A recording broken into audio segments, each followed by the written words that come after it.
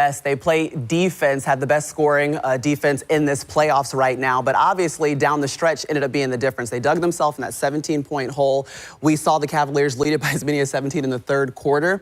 They got back into it, but just didn't have enough towards the end of the game. You think the takeaway for JB and the Pistons should be what from Game 3 to make it different, a different result in Game 4? Well, that they can play on the road. They can compete on the road at a high level.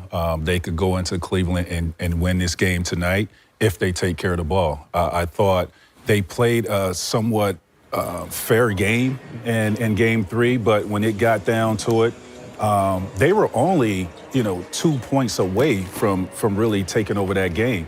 But then Cade had those turnovers late in the game that really cost them. And what James did was capitalize. I mean, he completed his last 3 shots to close out that game. He was really efficient. And I think just for Detroit, if they get back to the basics, just the simple things of, being who they are, who their identity is, being a physical basketball team, taking care of the basketball, I think what Cade does on the basketball court and what he does for this team, they could come out with this victory tonight. Cade had 3 turnovers in the final 3 minutes. That's what T-Mac is kind of pointing to a little bit, alluding to there, and that was the difference down the stretch. And I also think Detroit is a very good basketball team, and we've talked about this a couple of times, is that they're going to need someone to like Tobias Harris has played great, and I think Duncan Robinson has been great. But Cade's usage is at a high level, at a high rate. So the first 3 quarters, they're going to have to find other ways to utilize their team to have a fresh Cade Cunningham in the fourth where he can just dominate. And I think he got mentally fatigued. Yeah. And late in the game, he's still gonna play, he's still gonna score, he's still gonna be one of the best, but they're trying to accomplish something bigger than just one game. So I just think, like you mentioned Duncan Robinson. Dennis is gonna have to play better for them. And this guy here, we'll go back to Jalen Duren. I think the pick and roll and what he brings to the table makes the game easier for Cade because of his ability to roll and score in the paint. So there's a lot of guys that's gonna have to play a role early in the game to make the game easier for Cade late. And speaking of pick and roll, I think Cade has to trust Duren a little bit more in the pick and roll when he's being faced with those double teams. I think he got to trust Tobias a little bit more on those pick and pops. I think he got to trust Duncan Robinson being in the corner a little bit more. I just think Cade got to just really see the game a little bit more. I do think he got mentally fatigued in that Game 3. He got bogged down, he got tired. I think we'll see a different Cade today. I think we'll see a more refreshed Cade. I think we will see a Cade who watched the film over and over and over and over to see where his turnovers. I think Cade understands and hear the noise about his turnover ratio, right? And I think he'll correct that today. I want to speak on Jalen Duren because he averaged 19 points. And averaging just in the 10 regular so season. far. Averaged just 10. So let's speak to that. Why do you think he had such a huge drop-off? I mean, obviously, all the attention is on Cade. Are they not featuring him on the pick and rolls? He's not making himself available. He's not finishing when he gets the ball. Getting the looks he normally gets? Because 19 in the regular season and averaging 10 right now, that is a huge drop-off. I wanted to look up his foul average because I think early in the games, you saw the clips there, he had some silly fouls early where he loses his aggressiveness. And we saw in Game 1, he was ultra aggressive where he drew 3 quick fouls on Jared Allen and he was effective. And you're like, oh, here he is. This is a series for him. And I just think there are some of the fouls and then some of the missed shots. He's still a young guy. I was going to that. Sometimes it still gets into your mind. I was going to the fact that he still don't understand on how to make game-by-game adjustments. Being a young player, right? One game you fouling too much. You fouling early, unnecessary fouls. One game you trying to figure it out. You're trying to score. You don't know how to get a bucket. I just think he's trying to figure out too much in these playoffs, and it's because of his lack of experience that we're seeing that. And some days he's here, some days he's not. But that drop-off that you're talking about, to go from where he was at regular season to go to 10 points. And that's 9, almost 8, 9 points that a drop off, right? So You got to figure out a way how to close that gap if you're Jalen Duren. He's a first-time All-Star. It's just his 4th season. We saw maybe a little bit of the matchup, Wendell Carter and him going against each other in that first series. We wondered how he'd do against Jared Allen and Evan Mobley, and so far it's been the same. Good news for Detroit is Tobias Harris and how much he's stepped up in scoring so far this postseason for them. Absolutely. All right, let's get to tonight's meaningful moment from AT&T. Came on this day, 19 years ago, May 11, 2007. You ready, guys? Ooh, when Aaron Lee Davis did this. Good goodness. Watch your head. Hey, Listen, this Warriors team. Sorry, different. That's that believe. That's that believe. Yeah, that believe team. They were different. We believe. They was disrespectful out there. Yeah, man. Let's get it one more time. Hey, he's one of my favorite point guards of all time. Yeah. So explosive. That's fun. That's not taunting. Not at all. No. Get to, Not back then. Imagine him in today's game. You what? You think so? No. I say imagine BD in today. Gotcha. I got you. Donovan Mitchell, he's in today's game, had his best game in Game 3 so far of this postseason, looking to do it again and tie up the series at 2-2 with the Pistons.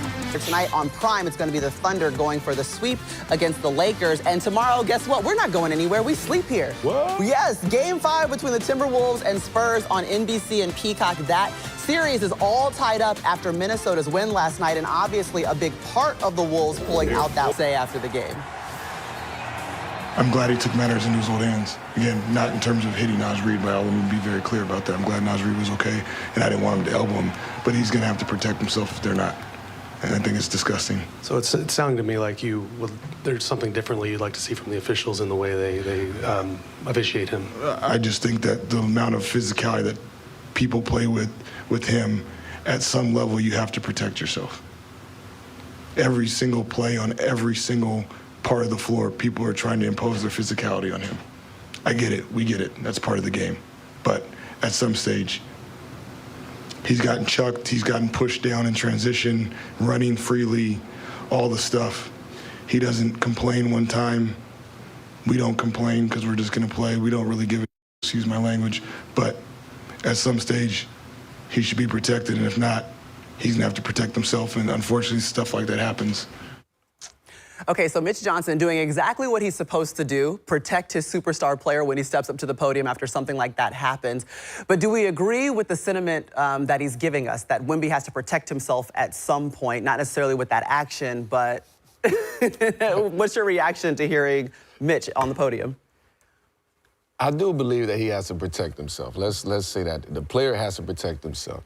I just think that situation, that elbow, it was just a bad, one of those moves can either go left or it can go right for you, right? You can bounce back quick or it can mess you up. And I just hope that he learns from this quick, get over it, and be ready for the next game. You know what I think he got lucky is it didn't escalate to anything. Yeah, absolutely. Jaded kind of, Yeah, because if that would have escalated to something, then we'll be looking at a bigger penalty.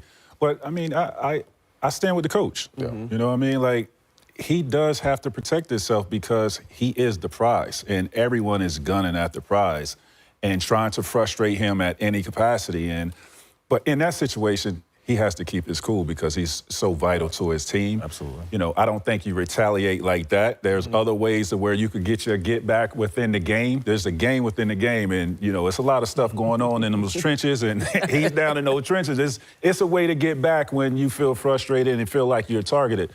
That's just not the way to do it, though. Yeah. I think he's learning the difference between regular season basketball and playoff basketball. I think we all understood once we got to playoff basketball, it's more physical, less foul calls, and you have to figure out how to play through those. And he's only played 7 playoff games. Absolutely. Actually, That's third road game. Yeah. Right. That's his third road game. Yeah. So So definitely a young, like he's a young superstar mistake. I would say that. Yeah, and I think that's going to come with it in the future, and if they move on, he'll understand. And every level, it's going to get more physical and tougher. Like, that's just kind of how playoff basketball is. And when you're a star, a superstar, possibly could be the face of the league, well, guess what? people want to make their mark off of you somehow. Yeah. So he has to learn how to And keep it. Minnesota ain't backing down. Not at all. They're what's gonna happen coming again. for you. And that was coming off, remember, Wemby had the 39 points, 15 rebounds, 5 block games. Yeah. So the fact that they were able to frustrate him, get him ejected for the first time ever in his career, they're ready. The Timberwolves are coming, and that's what they're coming for. Game 5. We're going to have that right here on our air on NBC and Peacock Tuesday, 8 Eastern, with the series all tied up, and we are headed back to San Antonio. It's most certainly going to be a fun one. Okay, let's get into the Thunder and the Lakers. The Thunder, OKC. You guys love talking about this game, so let's get into it again. The OKC is looking for the sweep. They haven't lost a game so far this postseason. They haven't looked like they've slowed down. Maybe the one small caveat, Shea has not been as efficient as we're used to seeing him this series. But you expect to see what? Well, I wouldn't say he hasn't been efficient. The last game, he was 7 for 13. To me, that's efficient. It's just The scoring's down. Yeah, I'm sorry. Excuse me. the scoring is down because all the attention is to slow Shea down. But the Lakers have been doing everything you can ask for them to do. Now, I do think DeAndre Ayton needs to be not a little bit better. He needs to be a lot better to give these guys a chance to win. And that's them Lakers playing perfect basketball. But come on, let's be real. Okay.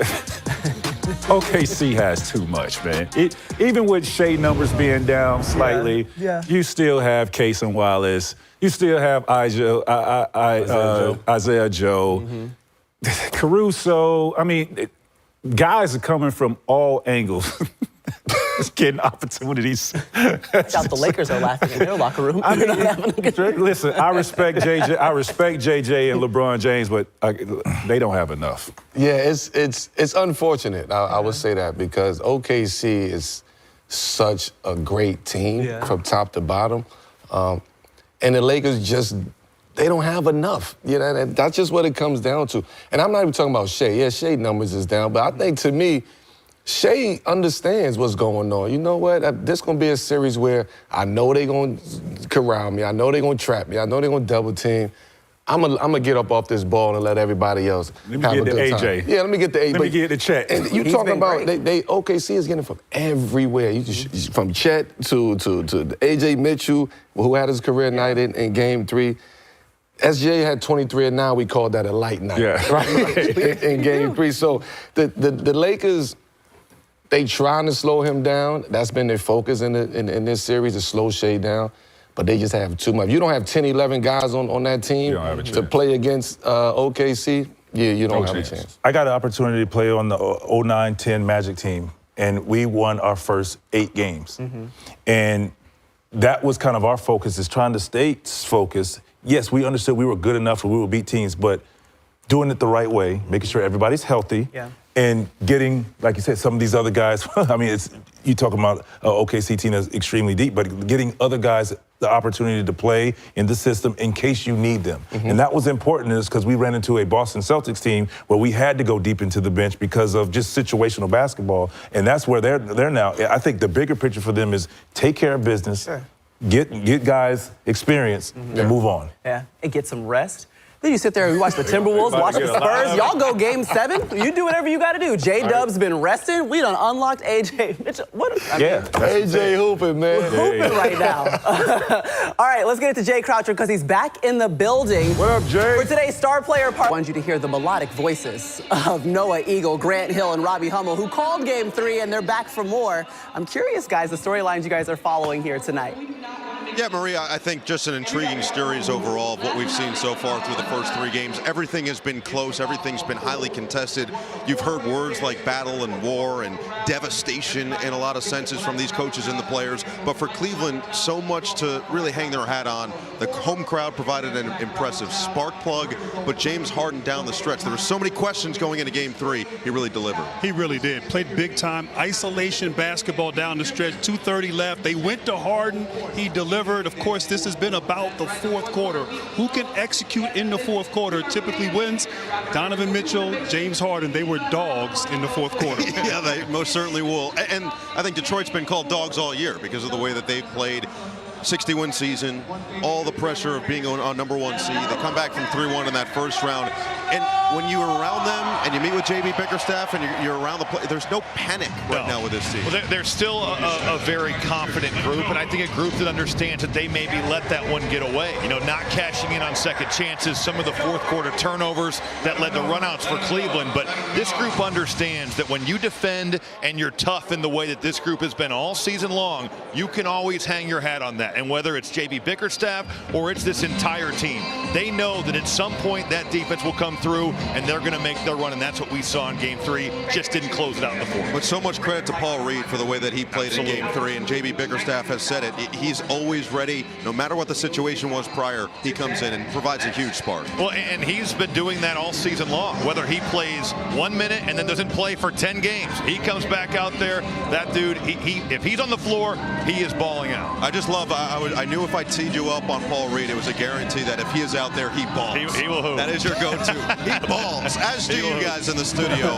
Shout out to the Cousins pod. Shout out Mello, Go Juice, Maria. We appreciate you guys. Not just signing off like that. Gotta drop the mic, first of all. Actually, Noah, I have a question for you. What's the off day in Cleveland looking like for y'all? What's the team dinner situation? I know what Grant's doing. I was going to say, hold on. Flats. Robbie, do you want to tell them what you did? Are you a bad teammate? No, I'm a great teammate. I think he's a bad teammate. We've seen that multiple times this year. Yeah, Robbie doesn't really like it when I toss things his way. Grant did see the Michael movie. Do you have a score? Oh, okay. I give it a 10. 10? Okay. Yes. 10. Very good. Go see it.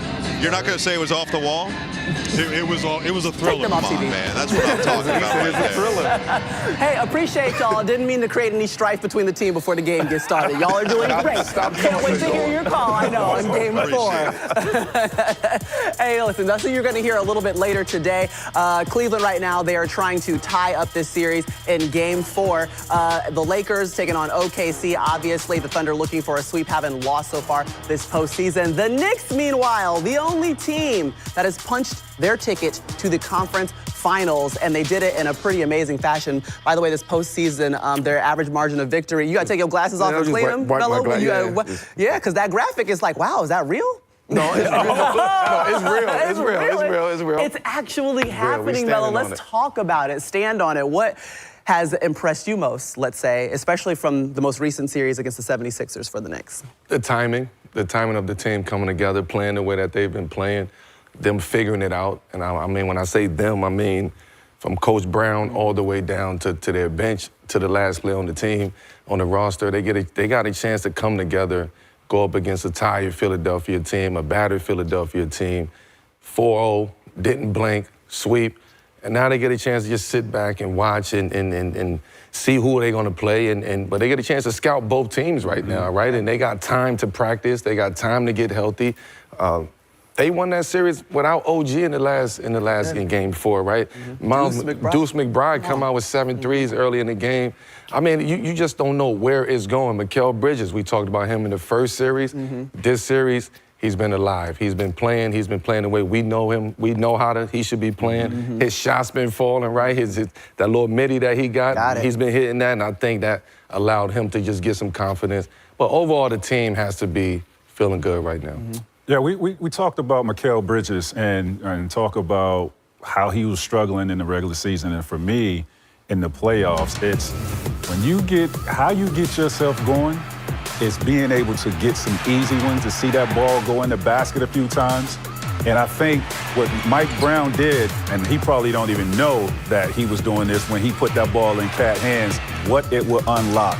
And it unlocks so much of their offense for other guys, not just for Cat, but even for a guy like Mikal Bridges. And we was talking about in that Philly series, you see him flying up and down the court now in transition, looking for the ball. Yeah. He was running. He was just running through. But he wasn't looking for it. The best number, the first 5 games of the series, and we had a moment we talked about Mikal Bridges, but he was averaging just 17 points. The last 5 games, he's been averaging 19 points, shooting at 68% from the field. So you're talking about some of those shots that he's seeing going in, and they're easy, good, and efficient shots. So it's been working out for him. And Cat, during the 7-game win streak, he's leading the team in assists. Yeah. He is. That's a big change. It really is a big change. And you guys talked about all the players and everything. I tend to gravitate to the coach because coaches must be willing to make game or series adjustments, and he did just that for the good of Cat and the good of Bridges. And I think that speaks a lot of his willingness to do so and understanding. Either I do that or we lose the first round to the Hawks. Either I do that or we don't play well and we have ourselves a dogfight against the Philly because we give them opportunity. And he was able to just, like you said it, unlock their offense in general. Yeah.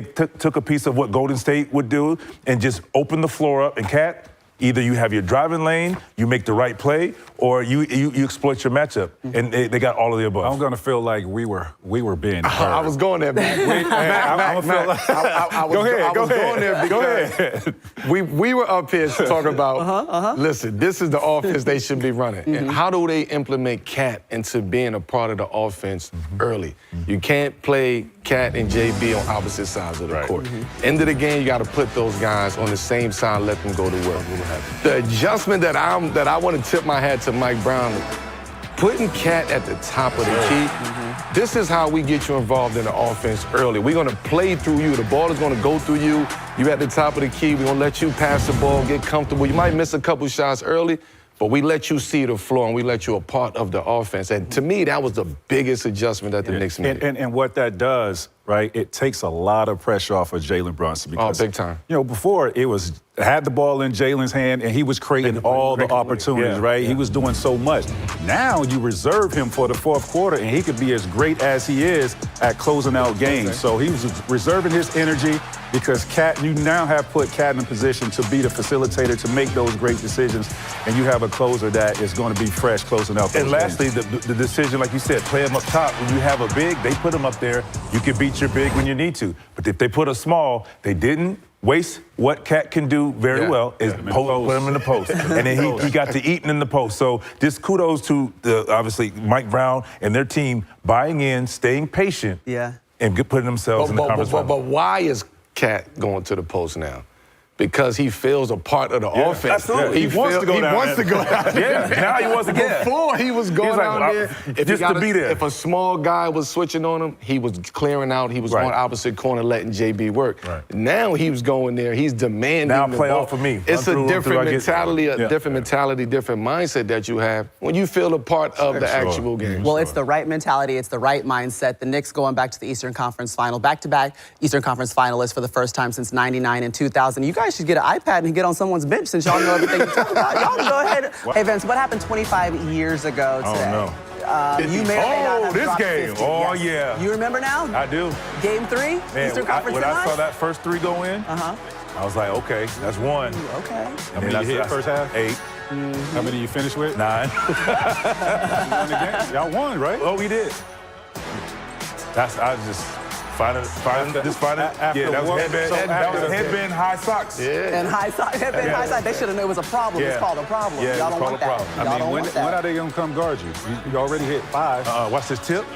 To yourself. To the 3. That's crazy. Pants about to fall down. Did you get an assist too?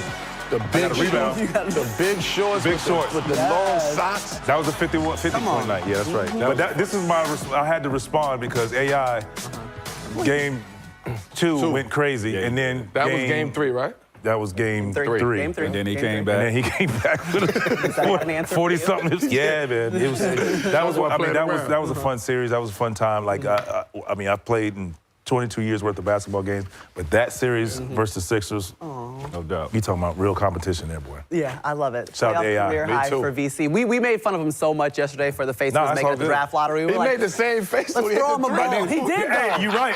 Stone cold killer. Because we lost game 2, and I was like, all right, let me lock in. No smiles. Let me lock in. And then when it started making a few threes, and it was like, okay. We in here.